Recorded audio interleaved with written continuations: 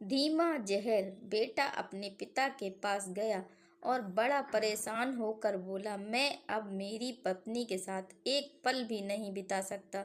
वो मुझे आंखों में चुभती है।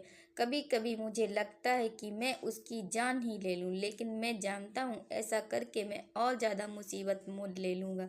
पिताजी, मैं आपके पास आया हूँ, अब आप ही मुझे कोई रास्ता बताइए। पिता ने एक गहरी सांस भरी और बोले, देख बेटा, मैं तुम्हें तुम्हारी पत्नी से छुटकारा दिला सकता हूँ। मेरे पास एक धीमा जहर है जो व्यक्ति को धीरे धीरे खत्म करता है। मैं तुम्हें वो देने के लिए तैयार हूँ, बस तुम्हें मेरी एक शर्त माननी होगी। दरअसल ये शर्त भी तुम्हारे भले के लिए ही है। तुम्हें आज से ही अपनी पत्नी से अच्छे अच्छा व्यवहार करना होगा, उससे प्यार से बात करनी होगी, उसका एक बच्चे की तरह ख्याल रखना होगा, उसकी बातें, उसकी शिकायतें सुननी होगी।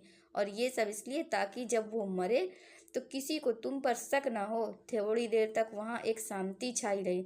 फिर पिता ने कहा कि अगर ये सारी बातें तुम्हें ठीक लगें तो उस डिब्बी में वो सफ़ेद पाउडर है, उसे रोज़ थोड़ा थोड़ा करके अपने पत्नी के खाने में डालते रहना। बेटे ने वो डब्बी उठाई और वहाँ से चला गया। 30 दिन बाद बेटा फिर से जब पिता के पास वापस लौटा तो उसकी आंखों में आंसू थे, उसके चेहरे पर ग्लानि की भावना थी। वह अपने पिता के पैरों में गिर पड़ा और बोला, पिताजी, मैं अब अपनी पत्नी को नहीं मारना चाहता, मैं उससे बहुत प्यार करता हूँ। आप उस जहर का असर खत्म हो जाए ऐसा कुछ कीजिए। पिता ने अपने बेटे को उठाया और बोला, डर मत, उस डिब्बी में सिर्फ चावल का आटा था, असली जहर तो तुम्हारे मन में था।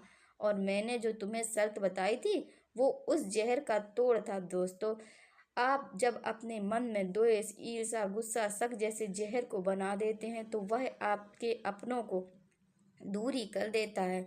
उससे निपटने का यही तरीका है कि अपनों की बात सुनें, अपनों का ख्याल रखें, दया भाव रखें, माफ़ करना सीखें और ज़्यादा अपेक्षा न रखें जिससे कि आपके दिल को ठेस लगे।